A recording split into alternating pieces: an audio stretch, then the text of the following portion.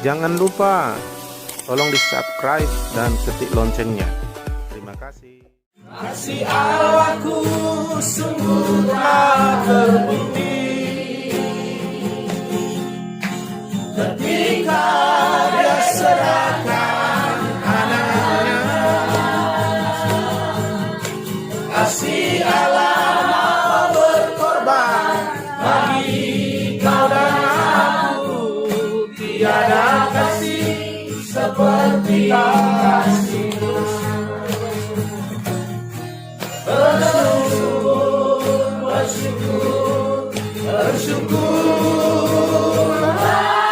Bersyukur karena kasih setiamu.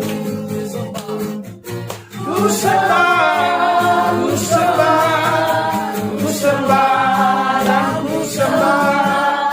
Selama hidupku ku sembah Tuhan. Kasih Allahku sungguh telah terbukti ketika Dia serahkan anaknya. Kasih Allah mau berkorban bagi kau dan aku. Tiada kasih seperti kasih Allahku sungguh telah terbukti. Kasih Allahku sungguh telah terbukti ketika Dia serahkan anaknya. Kasih Allah mau berkorban bagi kau dan aku. Tiada kasih seperti kasih.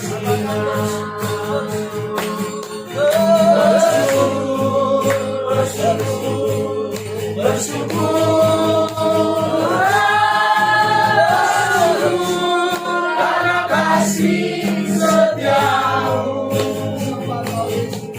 Ku sembah, ku sembah, ku sembah dan ku sembah. Selama hidupku ku sembah Kau Tuhan. Bersyukur, bersyukur, bersyukur karena kasih setiamu. Ku sembah, ku sembah, ku sembah dan ku sembah. Selama hidupku ku sembah Kau Tuhan. Shalom. Ya. Kita hari ini dalam pemuritan hari ini kita belajar promosi dari Tuhan. Haleluya. Apa? Promosi. Ternyata dari Tuhan ada promosi. Nanti saya kasih tahu ayatnya.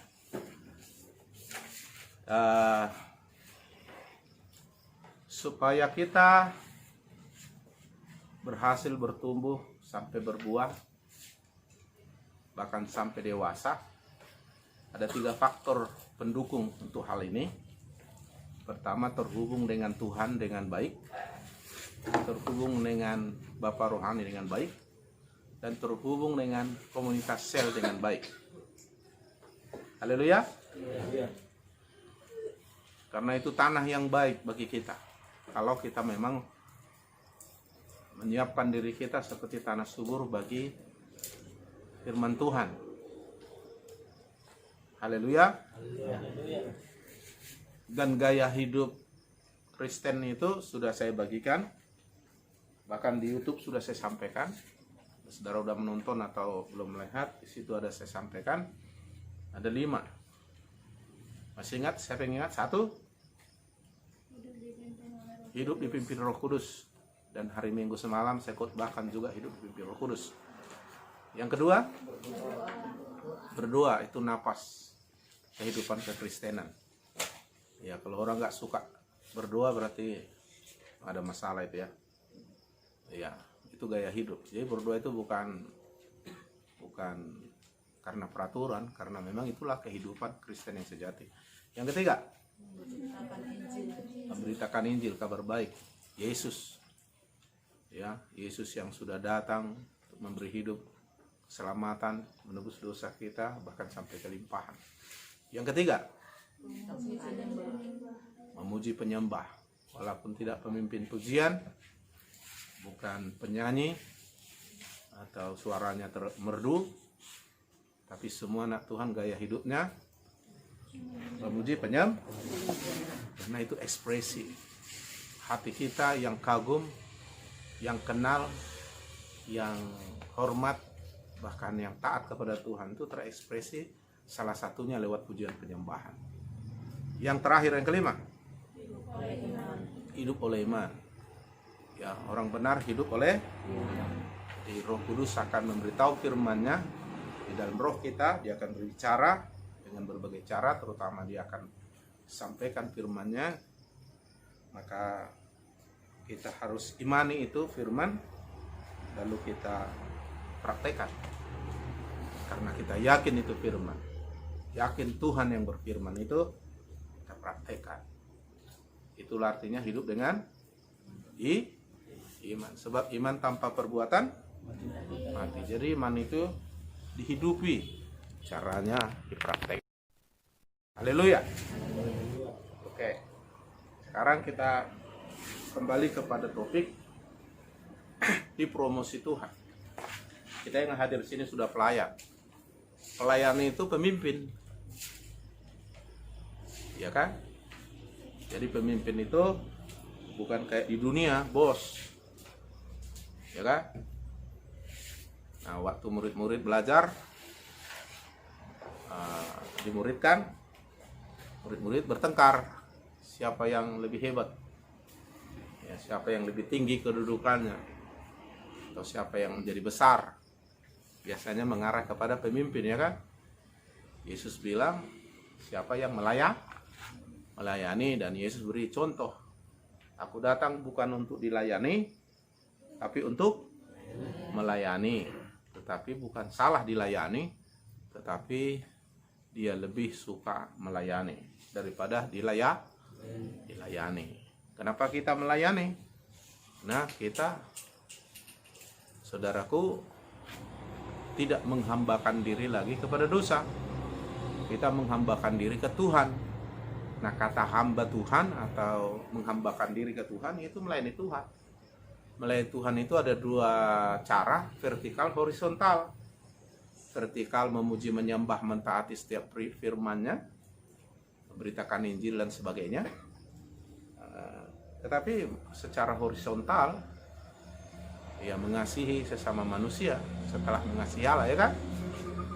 Ya, kamu tidak memberi aku pakaian ketika aku dingin, kamu tidak memberi aku makanan ketika aku lapar. Lalu bertanya, kapan kami lihat dingin tidak kami kasih pakaian, lapar tidak kasih makan? Kalau kau tidak lakukan kepada mereka ini, ya, kamu tidak melakukan untuk aku. Itu melayani secara horizontal kepada sesama. Melayani Tuhan gitu bentuknya. Bisa vertikal, kita menyembah Tuhan, ya, tapi horizontal bisa juga waktu kita memberitakan Injil, mendoakan orang sakit, bahkan sampai tadi tindakan ya memberi makan ketika mereka lapar katanya. Ya, makanya dikatakan jikalau kau melakukan sesuatu, lakukan untuk kemuliaan Tuhan, seperti kepada Tuhan, bukan seperti kepada manusia. Nah, itu motivasi konsepnya, ya. Dan pelayan itu adalah pemimpin. Jadi kita nggak pakai konsep dunia. Tentu pemimpin itu ada ada kualitasnya, ada tingkatannya, ada levelnya. Tapi selalu dimulai dari hal yang kecil. Cara kerja Tuhan itu tidak lompat-lompat asal aja, ya kan? Cara Tuhan itu setiap perkara kecil, maka setiap perkara besar. Benar perkara kecil, maka benar juga perkara besar. Dapat dipercaya perkara kecil, maka dipercayakan perkara Jadi selalu mulai dari yang kecil. Maksudnya yang kecil itu yang sehari-hari yang bisa kita jangkau. Tetapi akan mengalami lompatan sampai yang besar. Nah, seperti itu ya, saudaraku ya. Oleh sebab itu, nah, sebelum hal yang besar, mulai dari hal yang kecil sehari-hari. Jadi tidak ada, saudaraku, secara manusia pun tak ada orang belum tamat SD udah langsung masuk perguruan tinggi, nggak ada itu. Ada proses dari hal-hal yang sederhana, belajar A, B, C, dan seterusnya, baru dia nanti bisa tahu rumus kayak mana membuat pesawat terbang. Ya, selalu dari situ pada yang besar.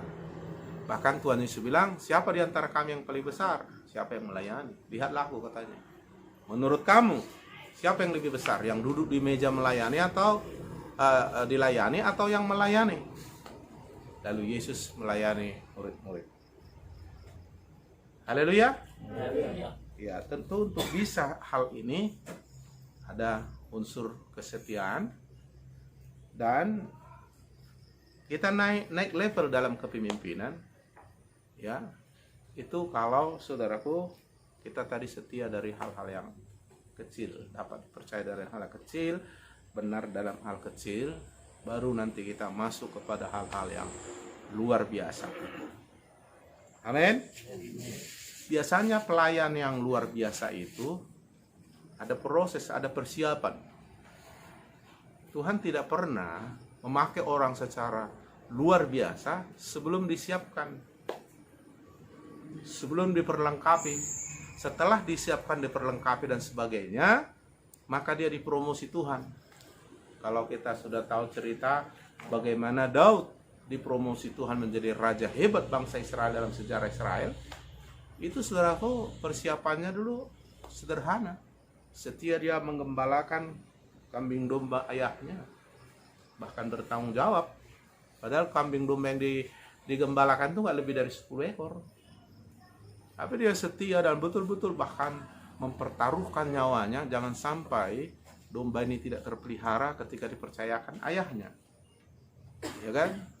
Dan betul-betul dia mempertaruhkan nyawanya ketika ada binatang buas mau memangsa, maka sering dia bergulat atau bertempur dengan singa, beruang, serigala dan binatang buas ketika menggembalakan, sehingga terselamatkanlah beberapa ekor yang digembalakan dia, padahal itu milik ayahnya, tapi dia sebagai anak melakukan. Kecil, sepele, bahkan keluarganya sepele melihat itu, ya, abang-abangnya apalagi, ya kan? Ya, sementara abang-abangnya secara manusiawi kasat mata hebat-hebat, ya, perwira, tentara. Makanya waktu Tuhan menyuruh Nabi Samuel memilih salah satu raja untuk menggantikan Raja Saul yang sudah ditolak Tuhan, dia suruh ke keluarga Isai. Isai itu ayahnya si Daud, dan Daud anak paling kecil. Malah nggak ikut sertakan dia. Alasan ya dia kecil, dia tidak punya sekolah tinggi secara kasat mata, dan dia juga saudaraku masih muda. Makanya nggak diikut sertakan karena nggak mungkin gitu. Tapi diam-diam Tuhan sudah siapkan dia. Dari hal yang kecil, mengembalakan kambing domba yang tidak lebih 10 ekor.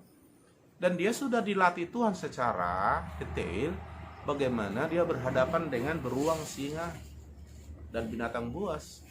Karena nanti dia ketika dipromosi, dia harus siap menghadapi raksasa Goliat. Dia harus siap menghadapi tentara militannya orang Filistin. Iya kan? Nah, itu nggak mendadak, udah disiapi. Makanya dia begitu berhadapan dengan perkara yang besar menurut orang Israel, bahkan si Raja Saul pun yang sebagai raja dan orang yang paling hebat dari antara orang muda dulu, gemetar menghadapi Goliat. Tapi si Daud enggak gitu. Malah itulah waktu dia dipromosi Tuhan. Jadi jangan saudara pikir proses yang kau hadapi sehari-hari dan firman yang dipercayakan padamu, pelayanan yang dipercayakan padamu itu tidak persiapan. Tuhan tidak ada lompatan yang saudara bayangkan, tapi ada proses. Setiap perkara kecil baru dipercaya hal yang besar. Nah, kalau kita gagal di situ, promosi dari Tuhan tidak akan pernah. Makanya perhatikan Ulangan 21 ayat 1. Kita akan lihat di sini ada promosi. Ulangan 21 ayat 1, jika engkau baik-baik mendengar suara Tuhan Allahmu. Mendengar suara Tuhan baik-baik. Yang kedua, dan melakukan dengan setia segala perintahnya yang kusampaikan kepadamu pada hari ini. Jadi melakukan setia perintah Tuhan hari ini. Maka Tuhan Allahmu, nah ini promosi. Maka Tuhan Allahmu akan mengangkat engkau di atas segala bangsa. Ya. Ulangan 28 ayat 1 ya. Jadi mendengar firman dengan baik. Lalu yang kedua, saudaraku, melakukan setia apa yang setiap hari dikatakan Tuhan pada kita. Nah, itu proses sehari-hari. Lalu promosi datang. Maka Tuhan Allahmu, langsung Tuhan yang intervensi, mengangkat engkau. Kata mengangkat itu promosi. Promosi nggak tanggung-tanggung. Diangkat di atas segala bangsa.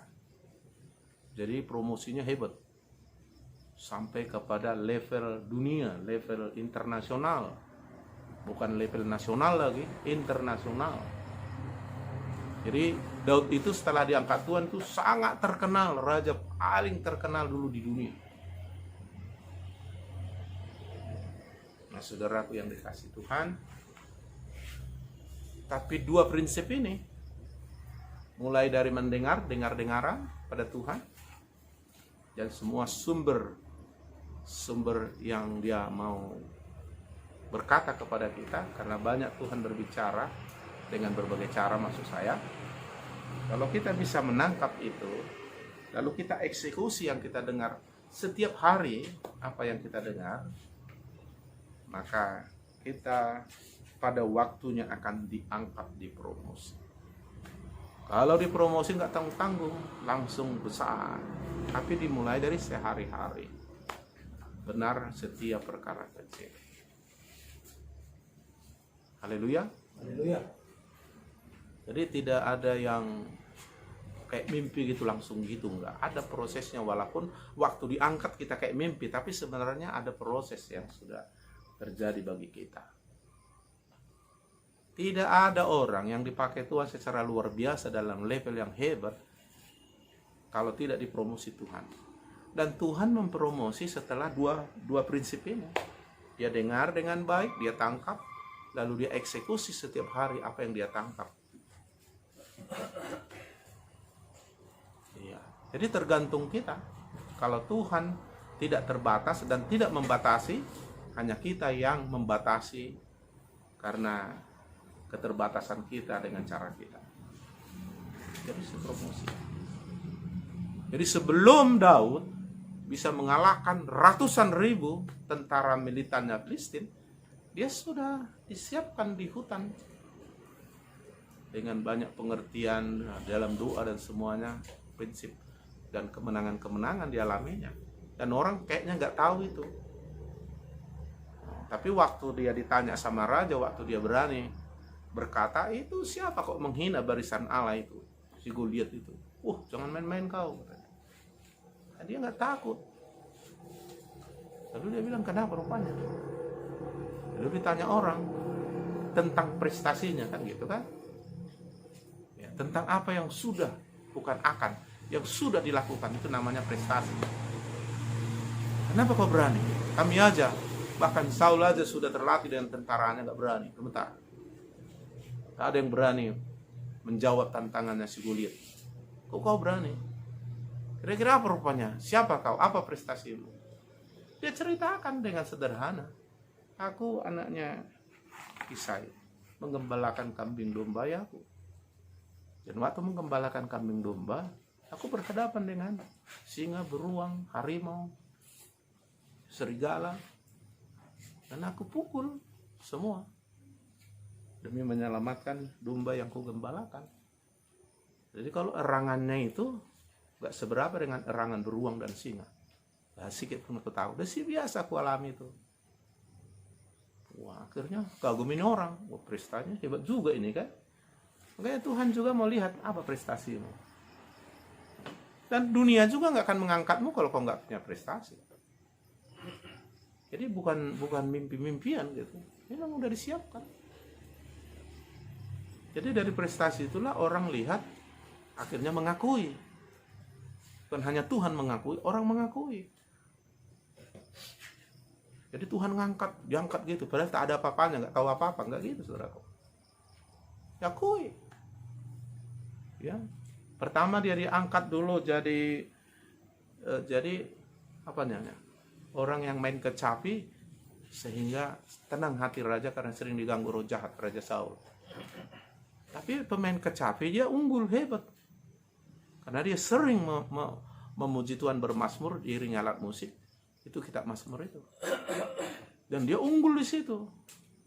Sehingga ketika dia petik kecapi roh jahat keluar dan sukacita ini raja. Nah, dia dipromosi. Aku lah sini kau kerja dekat aku. Dan dari waktu dia dekat sebagai katakanlah seperti pemain musik bayarannya raja, karena dengan itu raja tenang dan roh jahat mengganggu dia bisa tenang. Akhirnya dia bisa belajar, dia bisa melihat kerajaan begini ya, begini dia lihat. Nah, dari situ dia belajar gitu. Bagaimana nanti kalau dia menjadi raja di istana.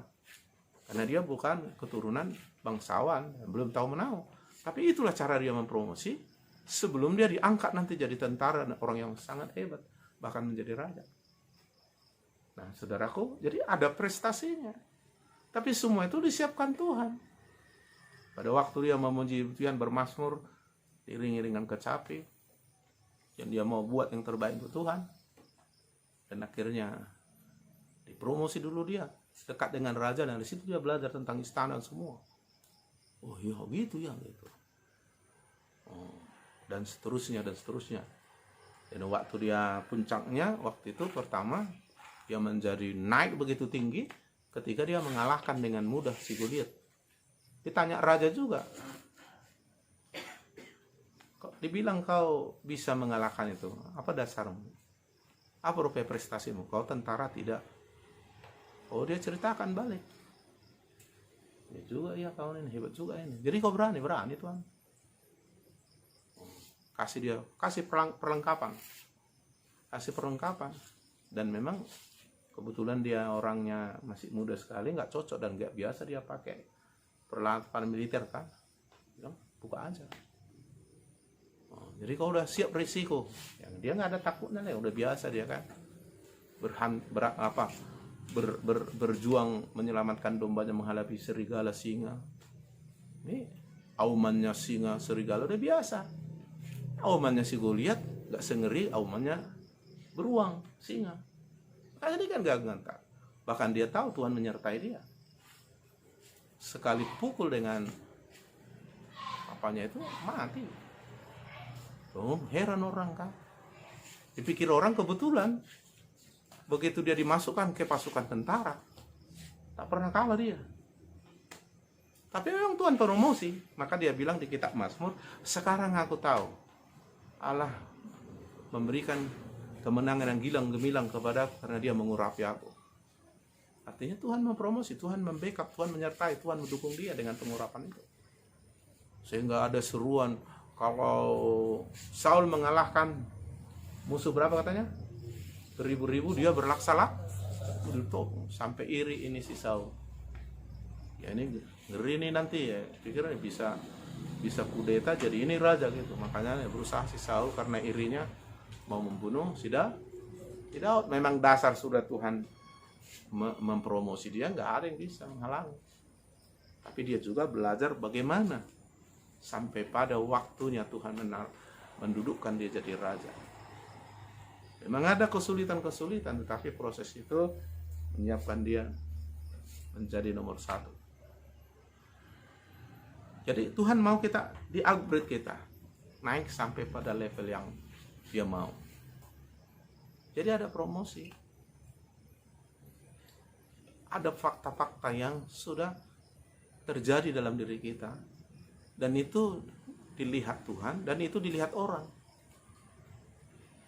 Ya, kenapa bolak-balik Jokowi mengganti menteri?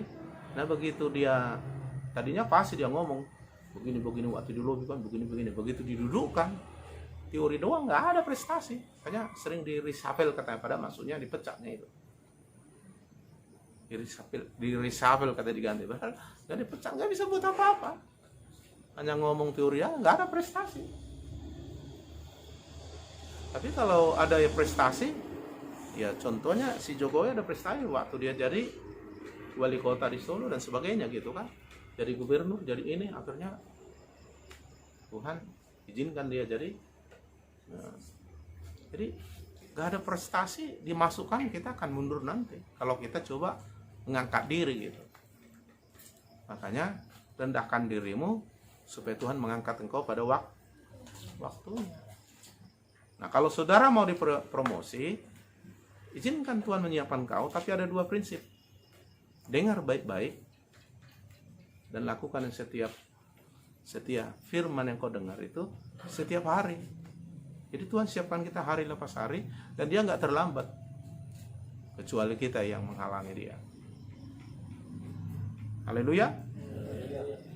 Sehingga kalau sudah Tuhan membackup, Tuhan mengangkat, tidak ada kekuatan apapun yang bisa menurunkan, dan kita akan berhasil.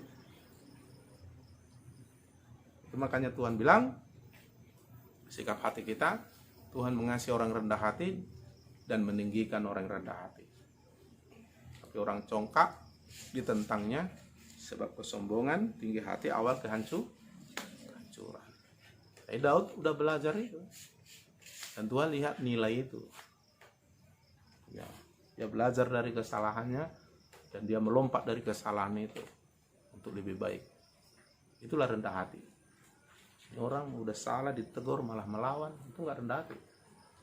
Kalau Daud begitu ditegur, dia langsung puasa minta ampun dan ketakutan dia, jangan tinggalkanlah rohmu dari aku, ambil rohmu dari aku.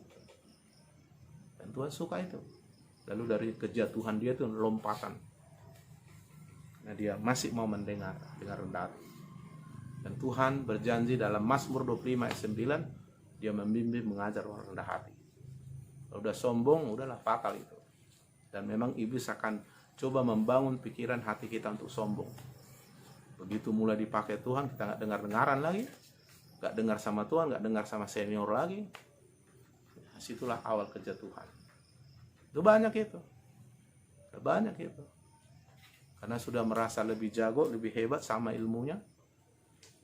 Aku lebih samanya ilmuku sama Pak Melau, samanya hebat tuh, apa yang dia bisa buat aku bisa buat.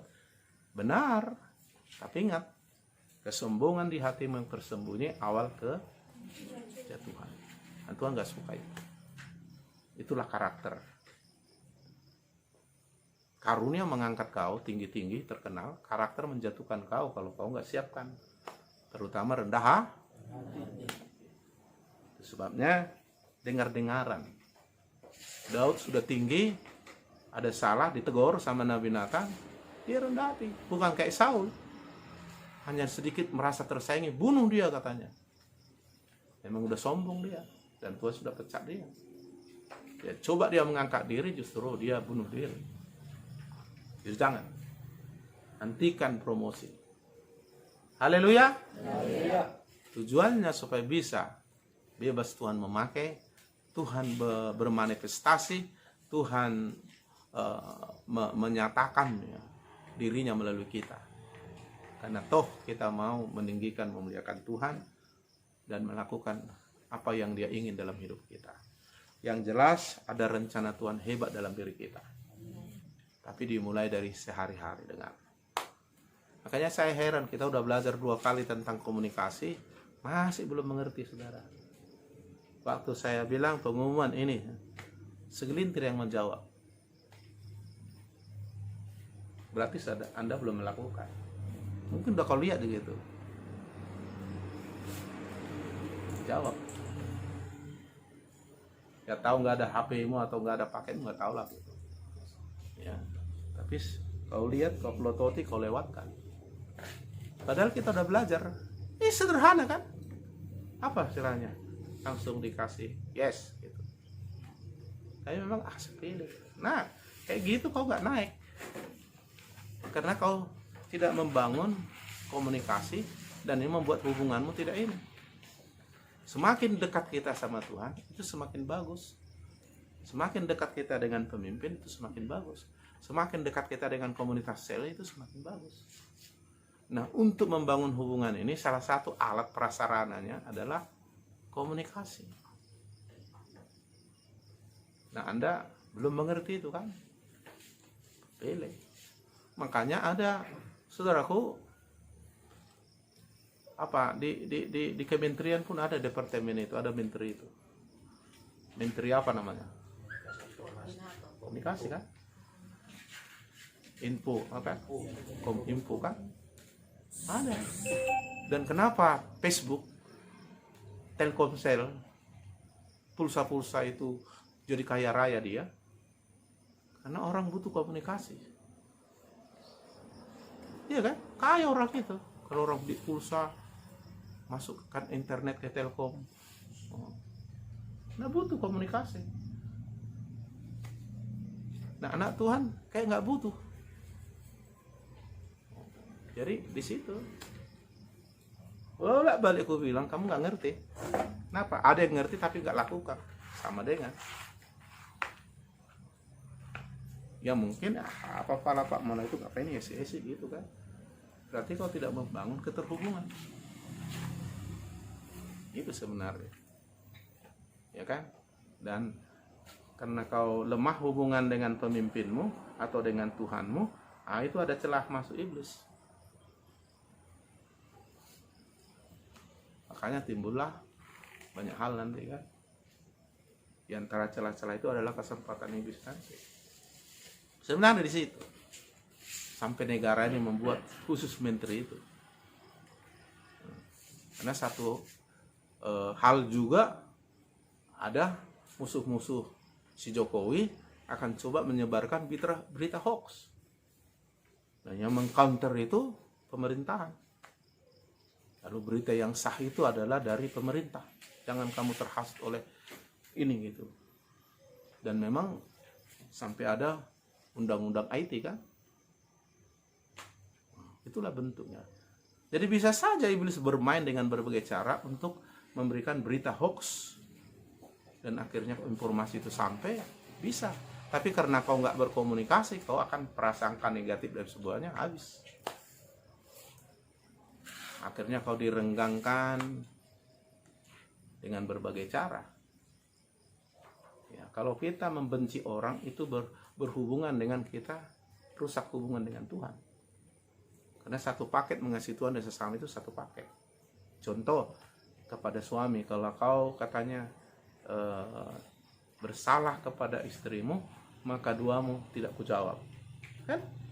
Jangan saudara pikir, gak ada hubungannya. Karena mengasihi Tuhan dan sesama itu satu paket. Jangan bilang, yang penting aku mengasihi Tuhan lah. Lalu kau tidak terhubung bagus, malah membenci orang, gak bisa. Kau nggak mendengar Bapa rohanimu, kau coba mendengar Tuhan, nggak bisa. Kau membenci orang dan kau tidak akan bisa mengasihi Tuhan. Sederhana sehari-hari tapi berhubungan dengan hal yang besar. Itu. Mungkin saudara pikir sepele enggak? Sampai buzzer, istilah buzzer. Tahu istilah buzzer? Orang yang mengeksposkan itu sampai dibiayai pemerintah, buzzer-buzzer dari Kominfo itu sampai ratusan miliar.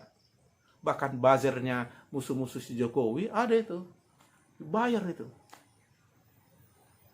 Karena komunikasi ini hebat ini, bisa merusak, bisa membangun.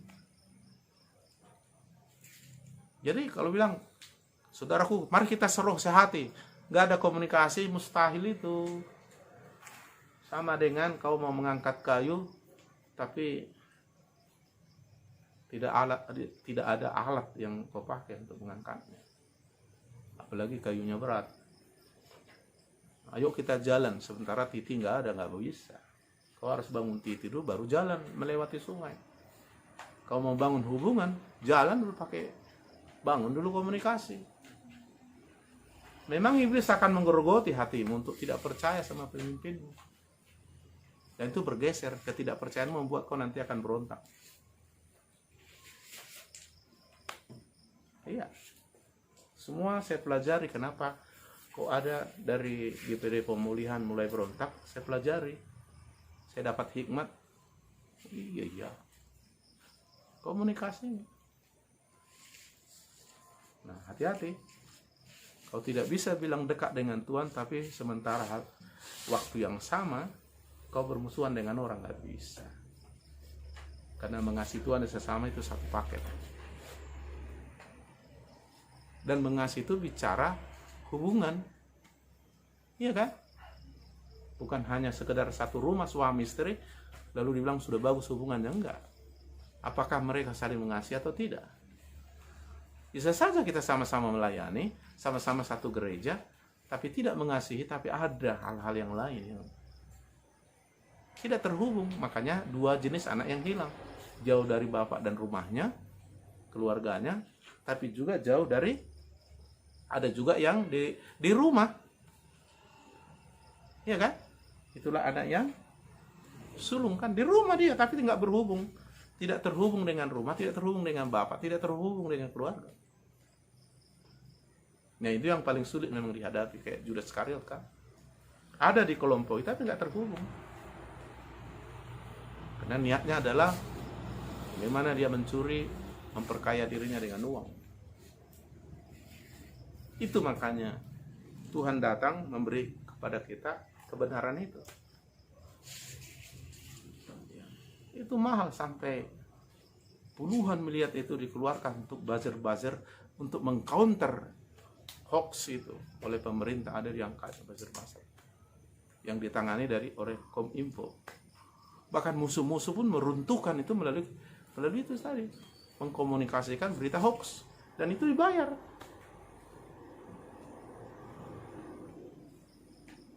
Jadi saudara, padahal sebenarnya handphone ini membantu kita sebenarnya lebih berkomunikasi, ya kan? Baru-baru ini kami Zoom dari berbagai daerah karena situasi COVID sini nggak bisa ketemu kan? Beruntung kan? Tak pala mengeluarkan dana berapa ratus ribu PP, capek waktu, bisa gitu kan? Dibantu. Kita hanya keluarkan paket misalnya, katakanlah 100 ribu. Padahal kalau kita pergi, makan waktu, nginap lagi, makan di jalan lagi, ongkos lagi kan. Ini bisa langsung tatap muka, langsung berdialog, walaupun melalui alat komunikasi namanya handphone. Jadi terbantu. Tapi bagi orang nggak menghargai hubungan dan komunikasi, tak mau dia itu. Tak ada pulsa katanya kan. Tak ada HP katanya. Padahal beli apa dia bisa kan. Nah, tergantung kau ngerti nggak ini. Nah, 2 kali kita belajar itu, tapi belum dipraktekkan. Lalu kita mau belajar apa? Tentang bulan naik ke surga, kesempurnaan. Semua ada tahapan. Sehari-hari apa yang kita dengar. Haleluya. Makanya prinsipnya pertama dengar dengan baik. Yang kedua eksekusi apa yang kau dengar. Karena tiap hari Tuhan akan beri kita pengarahan, dan Tuhan tiap hari akan ingatkan kita melalui Roh Kudusnya di hati kita. Lalu kita nggak mau mendengar dengan baik, ya udah, Anda akan di situ. Nah, tapi kalau kau dengar, tinggal tunggu waktu Tuhan, dan Tuhan nggak pernah terlambat. Diangkat, dipromosi kita di atas segala bangsa. Tapi sebelum dipromosi kita udah disiapkan dengan prestasi-prestasi.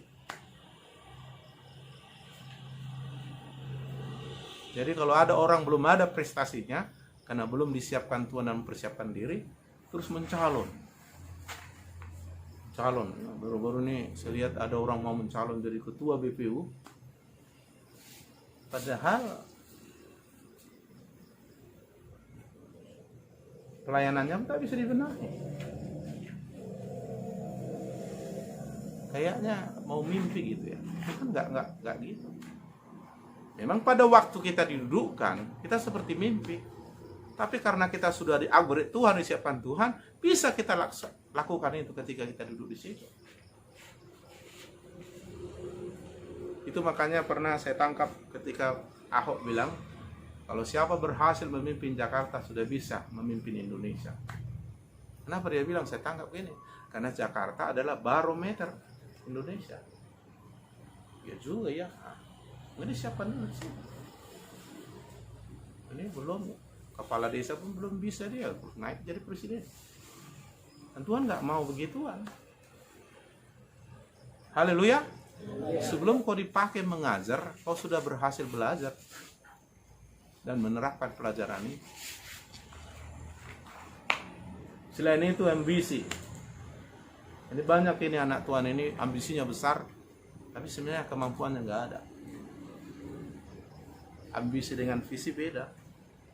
Visi mendorong kita melakukan apa kehendak Tuhan, pasti berhasil. Karena itu dari Tuhan. Kalau ambisi enggak, kita mau mencapai keinginan kita. Dan kalaupun sampai, itu membahayakan. Jadi prinsipnya tadi apa? Untuk dipromosi, satu, dengar-dengaran. Yang kedua, mulai dari yang sederhana sehari-hari. Nggak ada. Lalu kalau kita lihat misalnya ayat 13 misalnya, Ulangan 28 tadi, setelah itu banyak hal, berkat-berkat semua difasilitasi Tuhan lah. Nah, orang yang mentaati Tuhan pasti diberkati, amin. Dan berkat akibat mentaati Tuhan itu berkat supranatural. Artinya intervensi Tuhan. Jadi itu bukan berkat karena hanya kemampuan kita gitu, enggak. Itu intervensi Tuhan. Diberikan kita kemampuan dari Tuhan, diberi kita hikmat, diberi kita kekuatan, bahkan mujizat untuk mencapai berkat itu. Itu supranatural. Iya. Bahkan mungkin kita tidak layak, mungkin kita tidak mampu mencapai itu, tapi karena Tuhan mencampur tangan, bisa. Ayat 13 tadi, Tuhan akan mengangkat engkau menjadi kepala. Siapa yang mengangkat? Nah, tapi kalau kau mau jadi kepala, padahal Tuhan belum mengangkat, nah itu kan ambisi. Dan iblis izinkan kau ke sana.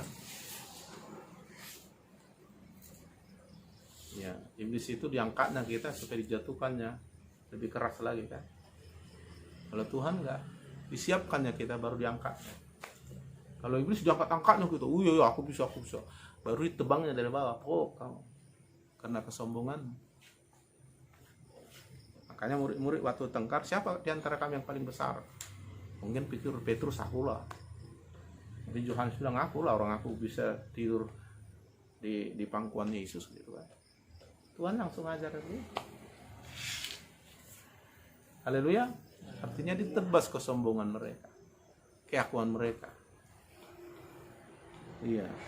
Diangkat menjadi kepala dan bukan engkau akan tetap naik, bukan turun. Kata naik itu ada di upgrade, ada naik, ada prestasi.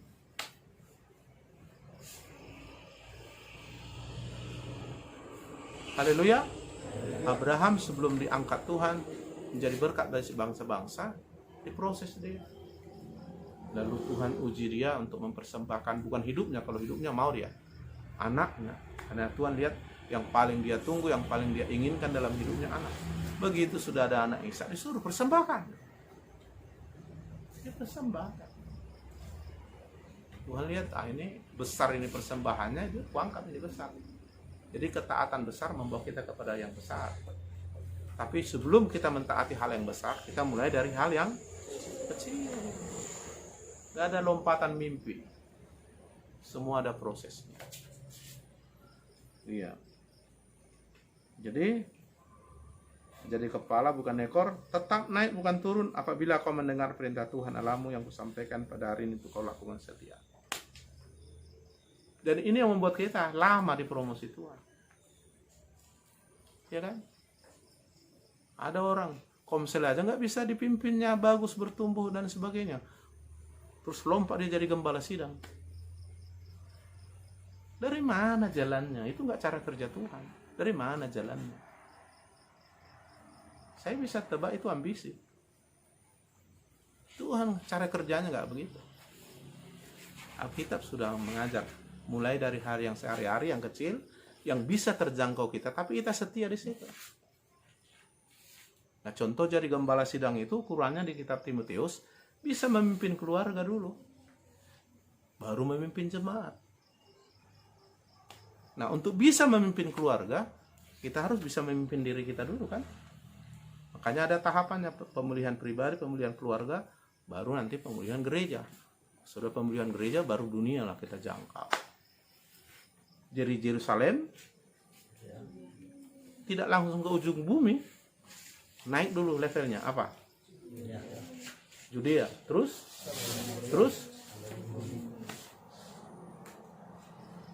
maka kau harus belajar dengar-dengaran, diproses dulu. Banyak saudara, maaf, kegagalan pada hamba Tuhan. Wah, dengan segala apanya, dengan ini. Tuhan izinkan, tabur tuai memang. Dia menabur Injil dengan hebat, memberikan dirinya untuk pelayan. Memang Tuhan bilang, dapat dia.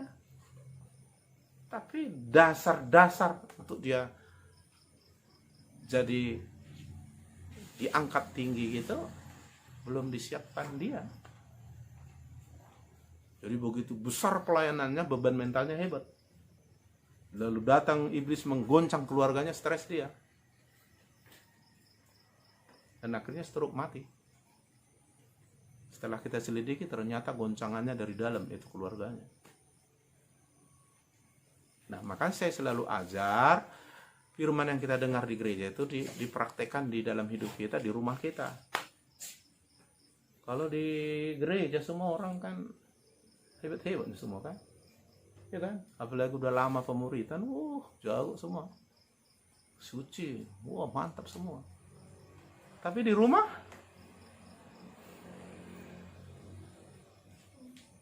apa yang dilakukan di rumah?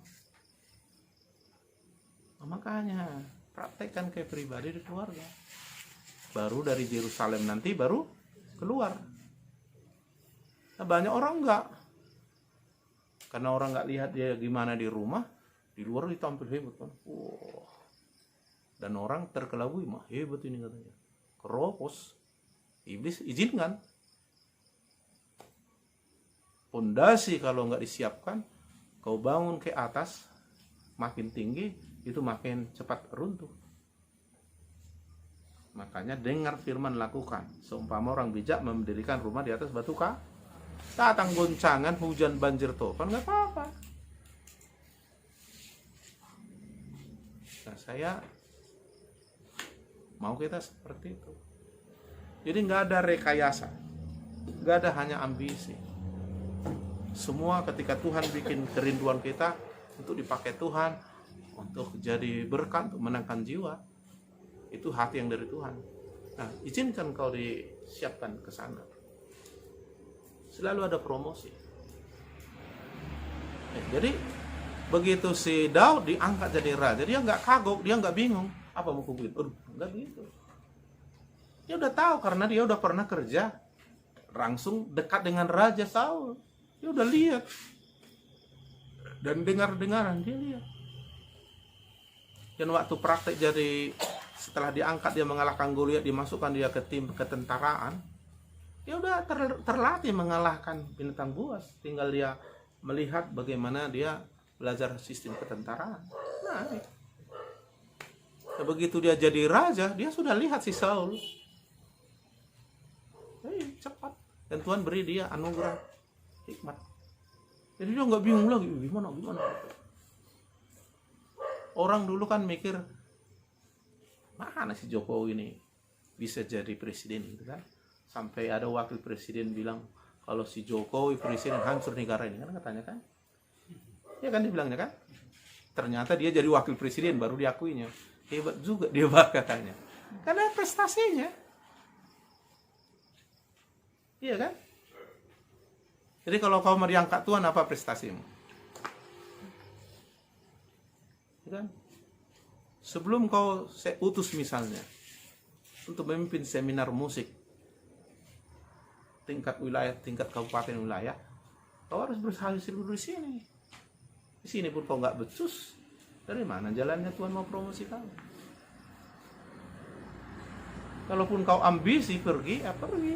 Tapi itu ambisimu. Tuhan nggak pernah buat begitu.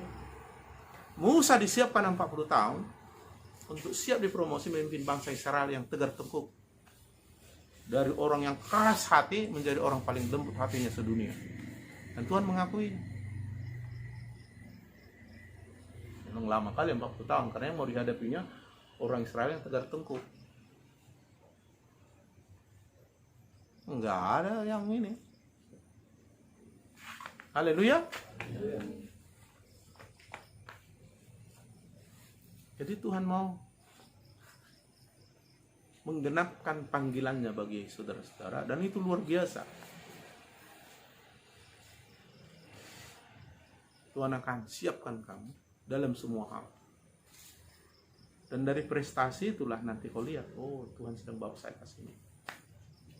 Memang gak semua saudara sini jadi gembala sidang atau apa, tapi pokoknya dipakai Tuhan. Tak penting harus jadi pendeta, yang penting jadi pelita. Amin. Memang kalau pendeta kenapa rupanya? Gembala sidang terus kenapa rupanya? Tapi kalau kau ada dalam panggilan Tuhan, destiny Tuhan, itu dahsyat. Dahsyat. Haleluya. Dan itu membuat kau disiapin kita dalam semua. Disiapin dalam segala, terutama secara roh, supaya gampang nanti Tuhan mengkomunikasikan secara supranatural hal-hal yang luar biasa. Amin. Sebabnya baik-baik. Ternyata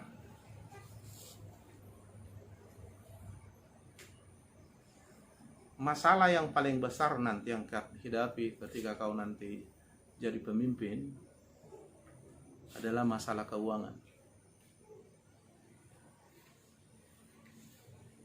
Agak sulit jadi pemimpin, apalagi di karismatik Pentakosta, kalau kita nggak punya uang. Saya bisa bayangkan bagaimana saya bisa membangun pelayanan ini kalau saya nggak punya uang, ya kan? Kayak Kandis, kayak apalah, semua sebenarnya saya lihat gitu, kayak Gambangan Jaya. Dan memang Tuhan siapkan saya bagaimana mengimani Tuhan secara supranatural keuangan. Beda kita dengan dengan HKBP.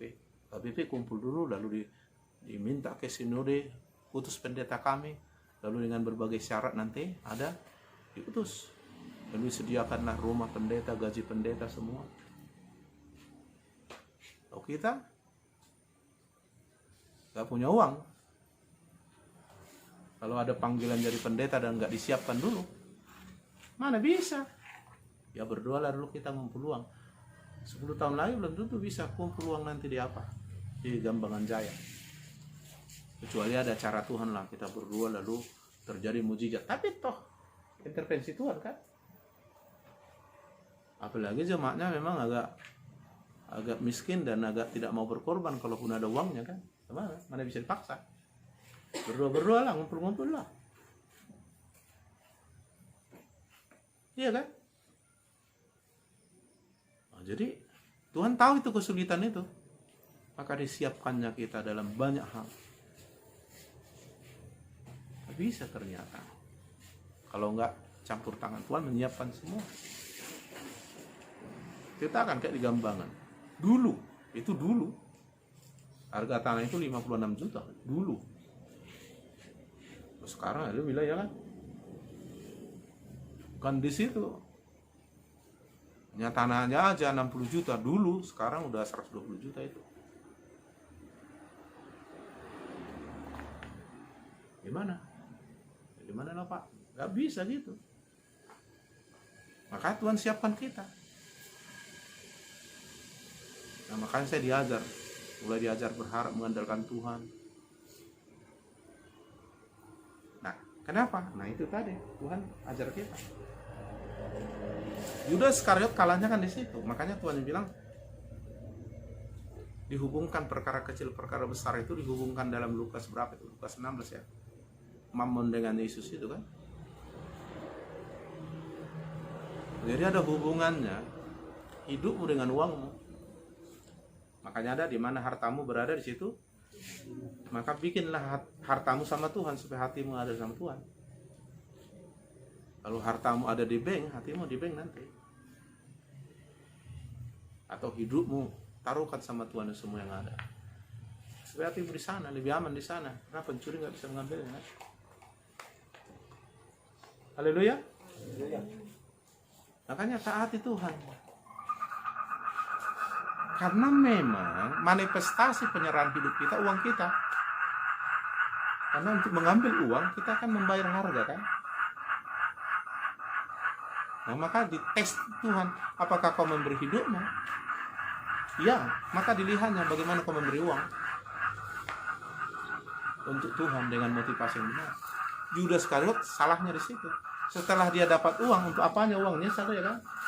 Habis hubungannya, akhirnya iblis menyiksa dia dengan kerasukan. Digantung dia. Padahal rencana Tuhan hebat sama dia. Gagal. Hati-hati kau digoncang dengan keuangan. Nah supaya jangan digoncang, dengar apa kata Tuhan tentang uangmu, tentang hatimu, tentang pikiran, semua. Ikutin aja. Bagaimana supaya kita membangun keuangan dengan pola kerajaan Allah. Karena pola kerajaan Allah tidak tergoncangkan. Maka disuruh kita apa yang kepada kaisar beri, apa yang kepada Tuhan beri. Lalu dikasih kita Malia 3:10. Supaya kita terhindar dari kutuk dalam keuangan yang berhubungan dengan jasmani. Coba lihat dulu Malia. Karena di sini banyak kita nggak ini. Jadi nggak ada yang kebetulan. Semua sebab akibat. Tabur tuai. Dengar, lakukan. Tuhan mengangkat. Amin. Ayat 9, kamu telah kena kutuk tetapi kamu masih menipu aku. Ya, kamu seluruh bangsa. Gimana Tuhan? Kami menipu kamu. Itu ayat 8. Bolehkah manusia menipu Allah namun kamu menipu aku? Tetapi aku berkata dengan cara bagaimana kami menipu engkau? Mengenai persembahan. Persepuluhan dan persembahan utuh. Memang memberi persembahan itu menyangkut hidup kita. Jadi memang orang kalau nggak mempersembahkan hidupnya, itu nampak. Nggak akan mempersembahkan uangnya. Nggak bisa dibuat-buat itu. Selalu ada hubungan itu. Kau membenci orang, itu artinya hubunganmu dengan Tuhan tidak bagus. Selalu ada hubungan. Apa yang terjadi secara alamiah itu ada hubungan dengan rohani.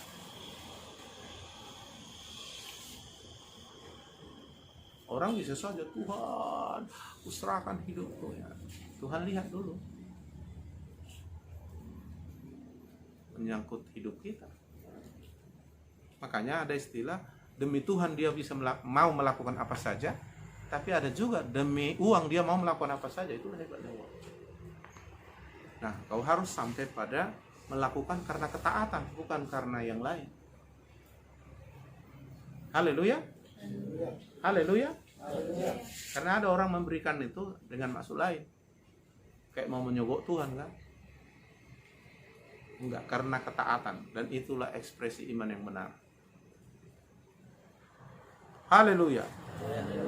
Jadi nggak benar ya kan? Ya, saudara, dalam hidup hal jasmani dan hal keuangan kena kau nanti. Sementara saya bilang tadi, uang ini bisa menjadi hamba yang baik bagi kita, membantu kita maksudnya, dan dia hamba yang taat dan baik sama kita. Tapi bisa jadi Tuhan yang jahat. Sampai diperintahnya kita belok imannya semua. Coba sekarang kan zaman-zaman pilkada ini, begitu giatnya banyak pendeta untuk PS-nya salah satu paslon. Padahal pelayanan nggak segitu itu dia. Nah, Tuhan lihat, mungkin dikasih itulah dia berapa kan, 1 juta kan, atau berapa kan. Makanya ada khotbahnya si Gilbert ya, jangan jadi pelacur politik katanya, menjual dirinya demi dapat uang. Ngeri, bisa mengatur portibion, ebeng katanya. Nah, sebaliknya kita mentaati Tuhan, kita atur uang. Kita mempersembahkan hidup kita, kita tidak sulit mempersembahkan uang kita. Makanya orang nggak kasih perpuluhan belum mempersembahkan hidupnya. Percayalah kamu, karena uang itu mahal, karena itu menyangkut hidup. Apalagi bagi orang miskin kan, penghasilannya pas-pas harus beri perpuluhan. Wah, kalau orang kaya, oke lah. Tapi itu pun berpikirnya dia, karena orang kaya pun perpuluhannya banyak kan. Kalau dia dapat 1 bulan 10 miliar kan 1 miliar dikasihnya, mau 1 miliar wah. Makanya sebelum kau 1 miliar, teruji dulu kau 100.000, 200.000, 1 juta, 10 juta. Jangan saudara pikir, 1 miliar pun ku kasih. Itu kan ngomong aja itu. Tuhan lihat. Haleluya. Ya jangan ambil yang bukan milikmu. Caranya begitu apa, ya udah nggak milikmu itu. Orang kau misalnya mau bayar kredit, udah kau sisihkan itu, nggak kau kan, wah kredit nanti kena denda, langsung bayar kan. Ini bukan lebih dari kredit, itu memang bukan milikmu, apa kau sentuh-sentuh itu. Tapi dasar kau memang nggak mau memberi hidup, ya udahlah, Tuhan tahunya itu, kita bilang. Bukan Tuhan tidak tahu, bukan masalah tahu tak tahu. Nah, goncanglah keuanganmu nanti, karena kau nggak bangun dengan pola kerajaan Allah. Apa yang kepada kaisar beri, apa yang kepada Tuhan beri. Dan kalau kau goncang keuangan, goncang hidupmu. Karena di mana hartamu, di situ hatimu. Kalau kau bilang semua hidupku milikmu, nampak itu nanti. Kita kan suka nyanyi, ku tak membawa. Tapi kita pikir, mau kita bawa. Bukan maksudnya kita mau hambur-hambur, tidak. Hemat dengan pelit beda itu ya. Haleluya. Haleluya. Iya. Kalau aku Pak, kalau aku nanti apa Pak, banyak berkat, perpuluhan gue kasih. Iya, kalau masih 100.000 oke lah, kau masih berani kan, karena berharap Tuhan akan berkati. Tapi kalau 10 juta, 100 juta, pasti mikir kau 2 kali. Kalau belum memberi hidup, 10 juta, 100 juta, wah, pikiranmu kemana-mana itu. Nanti jadi salah lagi pengertian, bukan mentaati Tuhan. Enak kali pendeta itu ya, aku kasih-kasih kan, bilang kan, nah, kan udah menyeleweng lagi kan, nah, kan, melenceng akhirnya. Kau yang ngatur, bukan Tuhan lagi yang ngatur kan. Gimana? Haleluya. Amin. Borat kan, kalau udah bicara kan borat. Paling borat orang jadi tiba-tiba diam kalau disuruh berkorban kan. Mari kita berkorban, beri yang terbaik. Aduh, ajalah gereja ini buang-buang aja. Ribut dia tuh. Padahal tidak ada terpaksa. Hanya perlu kata.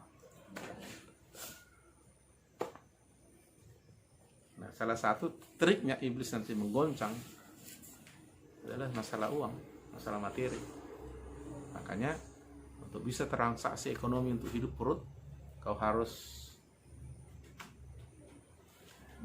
bertransaksi mendaftar ke antikristus kan.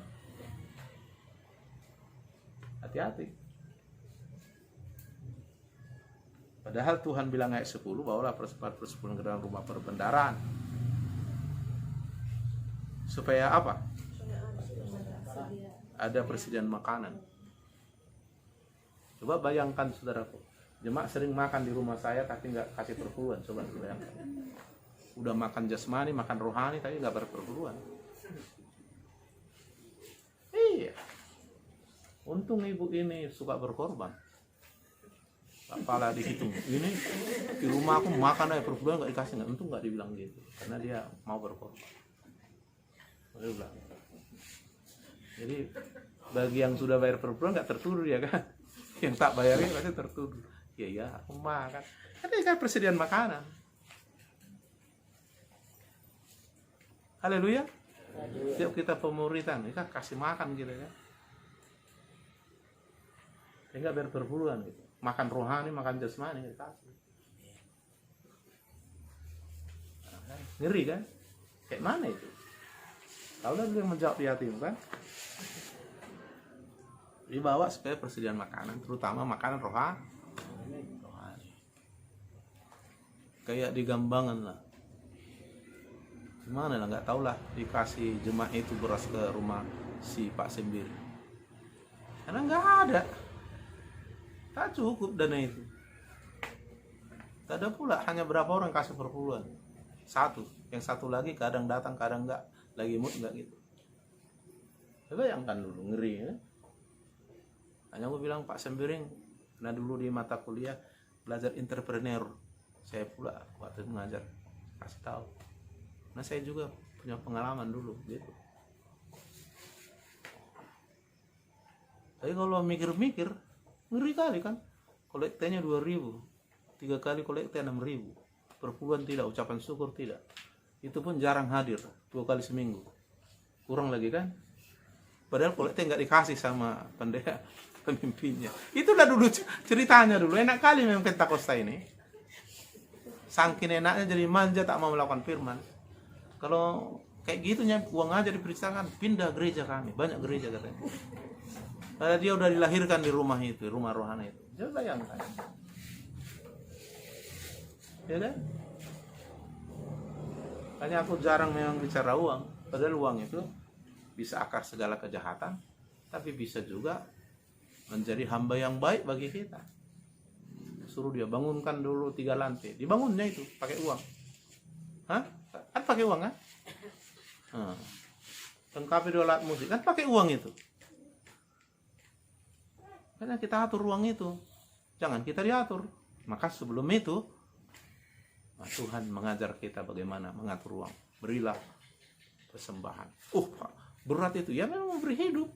Yesus beri nyawanya samamu, kau belum nyawa, masih uang. Ya, jadi ke situ larinya. Ya dulu kan. Makanya kalau nggak dalam Tuhan, ngeri juga ini. Ngeri kan? Tapi jangan takut. Kalau kita percaya terus berlangkah dengan iman, kita bisa tumbuh subur seperti pohon. Jangan takut. Tapi Tuhan ada alasan untuk melakukan. Lakukan firman, segala berkat ini akan datang. Entah dari mana, terserah dia lah itu. Dan itu yang saya alami. Saudara yang bersama saya belum sampai keluarkan dulu 5 juta korban bangun untuk bangunan, belum kan? Nah memang jadi enak kali Pak Malauni ya, jangan kau pikir gitu. Cuma aku nggak mau mengeluh. Haleluya. Nah, semuanya. Jadi siapkan dirimu ya, supaya semua kita secara keuangan diberkati Tuhan. Ya, jangan mikirmu enggak, yang penting ketaatanmu.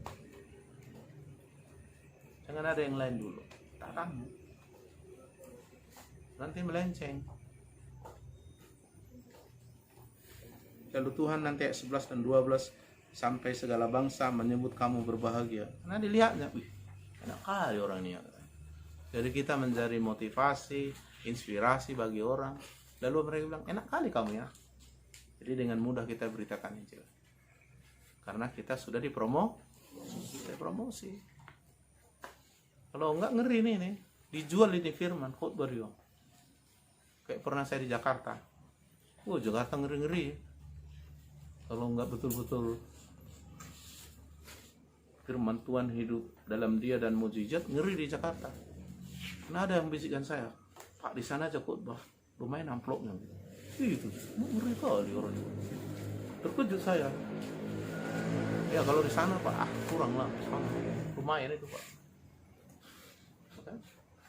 Iya juga, betul juga uang kan, cuma ngeri juga itu kan. Sampai hitungannya gitu. Berarti kawannya supaya hidup Jakarta ini begitu tekniknya. Ngeri. Karena memang tuntutannya. Kalau nggak gitu nggak makan dari Jakarta ini. Tapi kan mesti gitu kan. Ya jadi Tuhan itu siapkan dulu. Jadi diangkat kita memang udah.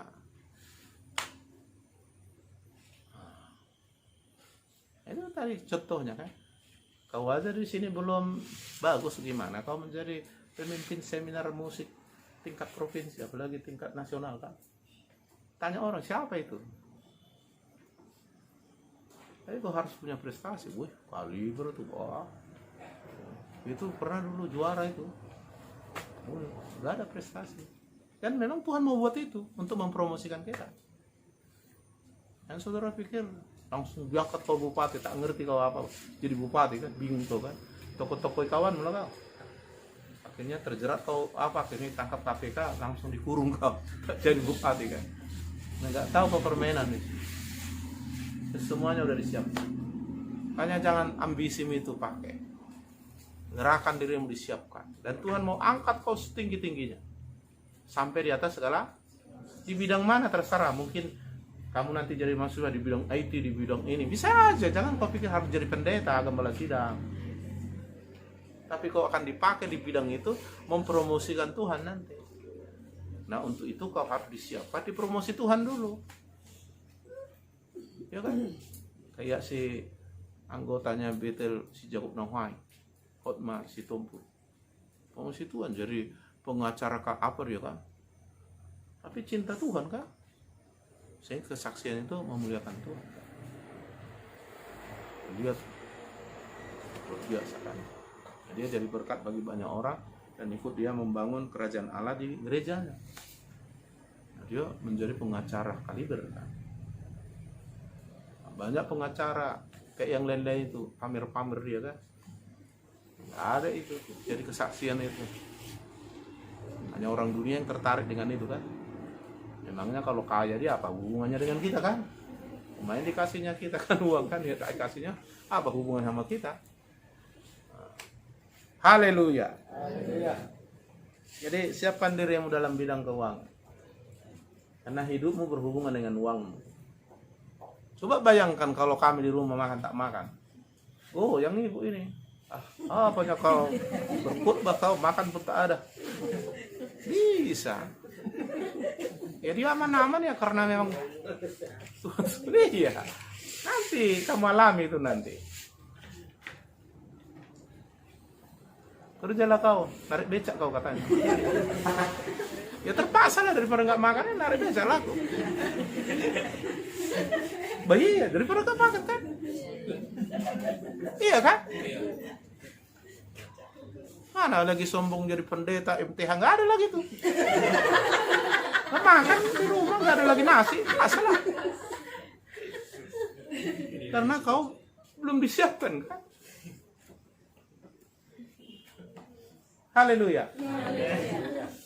Jangan kau pikir kompleks itu.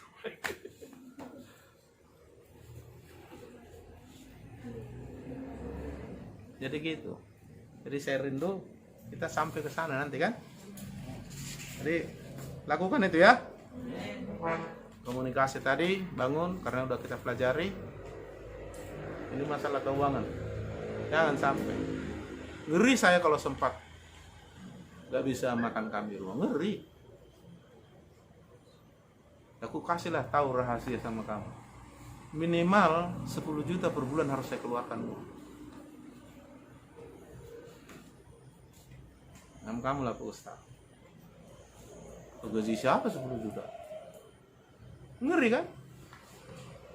Tapi bagi saya itu apa biasa. Bagi kamu ngeri tuh. Tapi karena saya sudah latih dulu. Kayak jalan di atas air itu. Lalu nggak ada pasti enggak.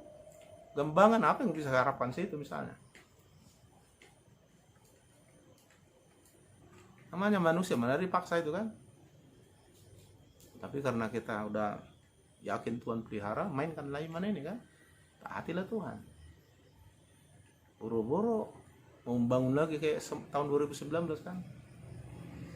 Enggak tanggung itu biayanya itu. Jadi kayaknya gembala sidang harus banyak uang kan gitu keputusannya kan. Itu dari mana? Narik becak? Enggak. Dan memang Tuhan nggak izinkan saya berkelapa sawit.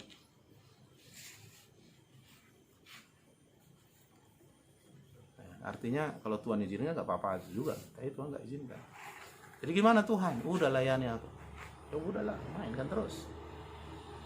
Dan memang Tuhan janjikan. Yang penting kita lakukan apa yang diperintah. Haleluya. Coba dulu.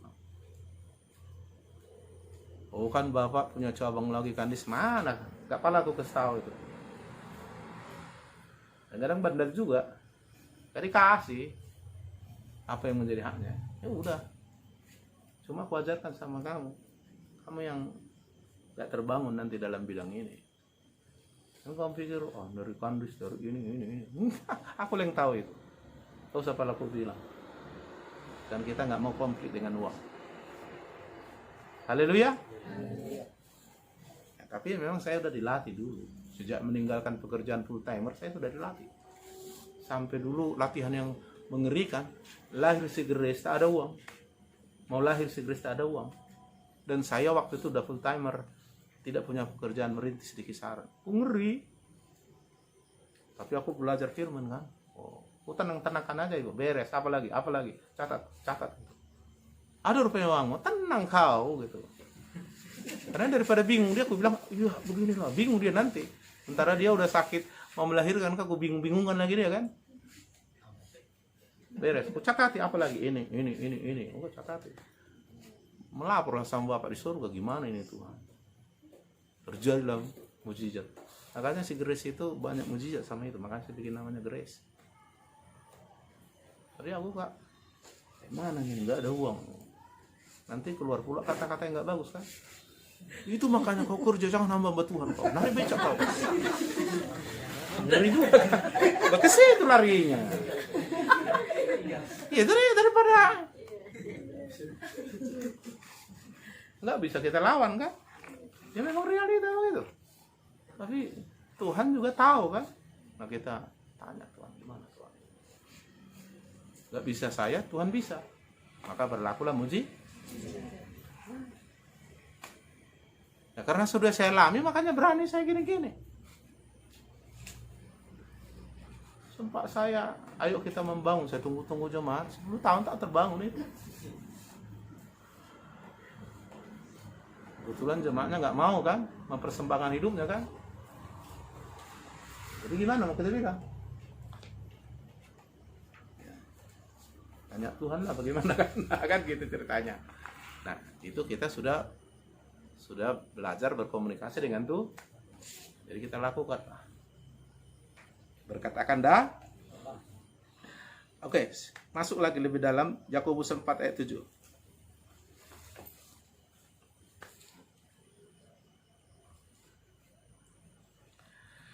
Karena itu tunduklah kepada Allah dan lawanlah iblis, maka ia akan lari daripadamu. Kalau bahasa Batak agak jelas dibilang kata tunduk ini. Ya. Atau ngoloi hamu made bata, alo hamu masih bulis, maporus maibana siak kamu. Oloi hamu de bata, tunduk pada Allah. Ikuti firman-Nya. Taati firman-Nya. Lalu kau diberi otoritas kemampuan mengalahkan musuh kehidupan. Tundukkanlah uang, kau akan punya otoritas mengatur dia. Tunduk dirimu kepada Allah, kau punya otoritas mengalahkan iblis dan musuh kehidupan. Jadi semua kepada ketaatan. Oloi hamu adebata. Tak ada kuasa, tak ada otoritas tanpa ketundukan kepada Tuhan. Tak ada itu. Dan setan tahu kita orang yang tunduk pada Allah atau tidak. Setan tahu. Tapi setan juga tahu orang yang tunduk pada Allah takkan terlawan nih, tak terkalahkan nih. Nah, jadi otoritas karena ketundukan. Haleluya. Ketundukan ini terutama sikap hati. Ketaatan adalah eksekusi dari hati. Jadi tunduk tak taat. Jadi setan yang menjadi dalang semua masalah kan. Kalau bisa kita kalahkan setan, yang lain bisa. Ya, jadi modalnya supaya Tuhan kasih kita otoritas bisa mengalahkan musuh kehidupan kita mulai dari iblis dan lain-lainnya, tunduk kepada Allah. Kau mengalahkan uang yang menjadi raksasa, tuan yang jahat yang mengendali dunia ini, kalau kau tunduk pada Allah. Logikanya di situ. Makanya dengar baik-baik, lakukan setia setiap hari, kuangkat kau. Promosi. Haleluya. Nah, kulihat rata-rata yang dari sini keluar dari sini dipakai di luar sana, walaupun masih dalam taraf tertentu, dipakai di luar sana. Si Rizal di luar sini dipakai di luar sana. Ya, si Daniel juga dari sini anak kita dipakai di Medan sana. Si Roma di sini dipakai, udah pemimpin pujian di gereja di Medan dia. Ya kan? Pakai semua. Cuma jangan sebatas itu. Gitu. Tunduk. Walaupun dengan cara gak bagus dipakai juga di luar sana kan. Tapi maunya jangan sebatas itu. Jangan artinya kita merasa hebat di tengah-tengah orang bodoh. Kalau pintar kita di tengah-tengah orang bodoh, ya gimana lah kita bilang itu ya. Ibarat dong malo, juara sade ibarat. Kali ini di kelas yang paling bodoh. Tuhan nggak mau gitu. Di atas segala bangsa, terpintar di antara orang pintar. Kayak Daniel 10 kali lebih pintar dari orang bijaksana sedunia. Itu level yang Tuhan mau angkat, besar loh. Jangan terus bangga juara 1 anakku, luar biasa katanya. Tapi di kelas yang paling bodoh, masukkan dia di kelas yang paling pintar, paling bodoh di situ. Haleluya. Ada cuma dulu, tapi udah keluar dari kita, bangga-bangga, malu pian anakku buku. Ibu udah tahu, ada kelas bodohnya itu katanya. Jadi jangan terus bangga kau, harus standar kita firman. Standar kita firman. Makanya kita kejar sampai standar itu. Ini masih di kampung-kampung kok hebat udah. Kau pikir juara dunia kok kan? Nah, kita harus kejar. Makanya taat kau naik, taat kau naik, taat kau naik. Begitu sudah waktunya udah bisa dipromosi langsung promosi.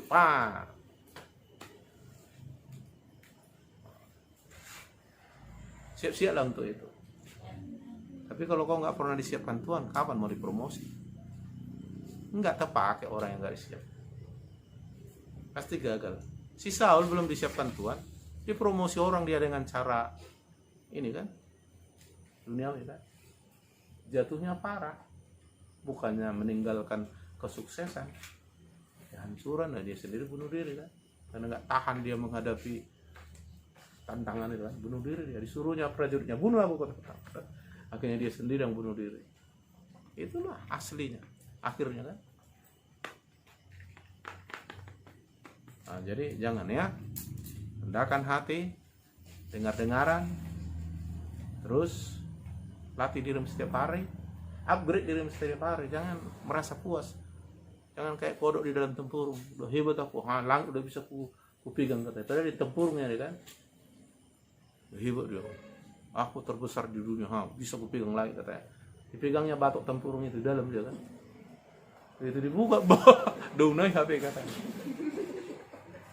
Jangan seperti kodok dalam tempurung ya. Nah, target kita, level kita seperti apa kata Tuhan. Capek itu. Dan Tuhan mau. Tuhan mau. Nah, ikuti setiap hari. Kayak naik gunung, mau tinggi kok di bawah kita naik. Begitu sampai, udah juga deh aku di atas, sudah kayak di atas kan gitu kan. Nah gitu maunya. Nah, Tuhan mau kita naik. Dari iman kepada iman, dari kemuliaan ke kemuliaan. Tujuan Tuhan pasti ada. Kenapa kau ditaruh di sana? Supaya lewat kau, Tuhan dimasyurkan, Tuhan dipromosikan, demi keselamatan banyak orang. Artinya untuk kepentingan kerajaan. Nah kalau kita udah ngerti sampai ke situ nanti. Ya, kayak saya lah kerantau ini, nggak ada kepentingan pribadi saya ke sini. Hanya untuk kepentingan kerajaannya. Dan memang saya nikmati itu gitu, bukan menyesal. Palok. Kesukaan kita. Begitu ada orang menyerahkan hidupnya sama Tuhan, terharu gitu kan. Artinya kesukaan yang dari Tuhan itu, ya, Tuhan akan siapkan kita. Haleluya. Tuhan akan pakai nanti saudara. Enggak pun harus jadi gembala sidang, jadi pendeta, enggak itu urusan lain itu. Aku pun dulu enggak ada bercita-cita jadi pendeta. Tahun 91 baru Tuhan bilang, lepas semua. Aku mau ke full timer. Mau? Bilang, lepas. Dari mana Tuhan? Nah, tapi sudah diajar Tuhan dan kita tanya terus. Padahal jadi pendeta Pentakosta kayak saya ini mana ada gaji tertentu kan? Tak ada sponsor. Maju. Nah, tapi saudara lihat, Tuhan sendiri yang akan bertindak. Amin. Nah itu sebabnya. Nah, kalau dulu kami dilatih pembimbing, aku dulu mahasiswa dan beberapa teman kami kan, kau harus berhasil di bidang sebagai mahasiswa katanya, supaya itu menjadi kesaksian kepada keluargamu. Jadi kau harus ikut Tuhan, tapi kau harus berhasil di situ. Didorong kami dulu semua. Ini kami nggak main-main. Lalu diajari kami bagaimana, dan bimbing kami pun bersaksi dia bagaimana. Nggak ada dibilang kami kau jadi pendeta nanti, nggak ada dibilang gitu. Terus motivasi begitu. Jadi hidup kami itu semuanya untuk kemuliaan Dia, semuanya untuk pemberitaan Injil, semua untuk kerajaan Allah. Sampai ada dulu teman saya, dulu dia dari ITB, dulu zaman saya ITB itu paling bagus. Semua semua swasta negeri menerima mereka kalau melamar. Malah Tuhan bilang jangan, kau pergi ke sini, kau melayani. Ada lagi yang lulus dari dokter, dari Unpad kan, disuruh ke desa-desa melayani. Memang agak bingung juga orang tuanya, gimana nih? Lalu kalau dia zaman itu mendaftar langsung ke ini di rumah sakit atau pegawai negeri langsung terima. Tapi karena sudah disiapkan gitu, dia nangkap hati Tuhan. Ya pembimbing saya dulu, dia juara dari TB, perusahaan asing udah menawarkan dia. Tuhan bilang nggak ke situ saya. Mau ngeri-ngeri. Lihat gimana ini nanti. Tapi kita mulai diajari mereka. Nah, jadi disiapkan karena saya terhubung dengan Bapak Rohani, terhubung dengan Tuhan, terhubung dengan komunitas. Jadi saya tumbuh subur. Sehingga diinvestasikan Tuhan saya dengan semua itu untuk tumbuh. Nah, itu makanya terhubung dengan Tuhan, dengan Bapak Rohani, dengan komunitas yang sehat. Itu tanah yang subur bagi kita untuk disiapkan Tuhan. Tapi dengar-dengaran lah ya kan. Haleluya. Haleluya. Jadi perlu juga saudara menopang saya kan gitu. Ya kan, supaya dengan saya bangkit, saya kuat, itu kan ada hubungannya ke kamu kan. Kayak si Musa kan, angkat tongkat menang orang Israel. Tapi udah kelamaan dia. Akhirnya mulai datang nasi Harun Hur, ditopang lah kan. Iya kan? Akhirnya menang orang Israel kan. Kadang-kadang bisa gitu. Makanya harus satu tim kita. Amin. Nah, Nah, seperti itu ya. Ya, seperti promosi Tuhan. Nanti ada jalan Tuhan. Makanya jalannya itu belum tahu kita sekarang, tapi nanti menjadi jelas. Saya mana ada saya pikir akan bakalan ke padang halaman, akan bakalan ke sini, ke kantor, segala ada pikir. Hanya mulainya Tuhan bilang, pergi kau, layani padang halaman. Pergi saya. Ibu di kisaran kan, tinggal-tinggal lah. Nah, ibu tanya, kenapa begitu? Tuhan bilang, oh, udah yakin kau? Iya. Ya udah. Kebetulan ibu ini udah anak Tuhan, kalau nggak anak Tuhan ngeri juga dia kan. Hanya hati-hati. Kamu kalau nggak anak Tuhan, istri kamu digerogoti kamu nanti. Ya kan? Begitu ada goncangan nanti, kan? Berkubah kok kemana-mana. Apa makan kami katanya? Ngeri tuh, kalau udah begitu bahasa. Lama-lama stres juga kan. Udahlah menyerah aku, mengundurkan diri lah kau bilang nanti. Iya, harus ya penopang gitu ya. Haleluya. Nah, kalau belum sampai ke situ, itu kesempatanmu disiapkan Tuhan. Berdoa. Bagi saudara yang istrinya belum mendukung, berdoa. Suaminya belum mendukung, berdoa. Itu melatih kau nanti untuk sampai pada level itu. Jangan bilang, ku cerai karena itu Tuhan, berbebas aku melayani. Bukan gitu bahasanya. Jangan, itu proses semua. Tuhan izinkan itu proses semua. Ya kan? Atau kau berdoa, Tuhan ku doakan dia mati, Tuhan ku bilang. Ngeri kali doa mematikan orang kan? Enggak, proses itu. Ya, kita yang dibentuk dulu ya kan? Tapi kalau kita sudah lewat itu, nah tinggallah naik. Yang penting lakukan firman Tuhan sehari-hari. Ya, cara ekonomi apalah kayak kamu ini yang sudah di ring 1 ini, jangan sampai goncang ekonomi kamu. Mana? Kita harus bisa mengalami berkat supranatural. Ya kan? Ya, karena dari pelayanan ini memang belum bisa disuplai. Gimana saya bisa suplai? Aku tahu sama setiap bulan aku harus keluarkan 1 juta uang untuk semua. Gimana saya mau suplai kamu? Nah, makanya kita doa lah supaya ada nanti hal-hal supranatural. Pokoknya Tuhan tahu lah itu kan? Tuhan tahu kan? Gak usah sanksi. Yang penting bagi kita taat dan setia kita. Mungkin diizinkan Tuhan begitu. Cara Tuhan membentuk kita di sini dengan di gereja lain beda. Ya kan? Beda. Iya. Kalau gereja lain mungkin langsung ada orang yang baik-baik terus bisa sewa sejuta 1 tahun 350 juta kan. Kita cara Tuhan beda sama kita. Makanya nggak bisa ikut-ikutan kita. Ikut aja apa kata tuh. Ada maksud Tuhan, kenapa? Karena kadang-kadang cara-cara Tuhan memakai seorang beda. Ada hamba Tuhan, itu namanya Rob Suller, itu gereja kaca di Amerika. Lain pula cara Tuhan memakai dia. Begitu dia dapat panggilan, lalu dia punya iman yang unik dari Tuhan, lain dia. Saya nggak bisa tiru gitu. Dan dia memang dapat tuntunan.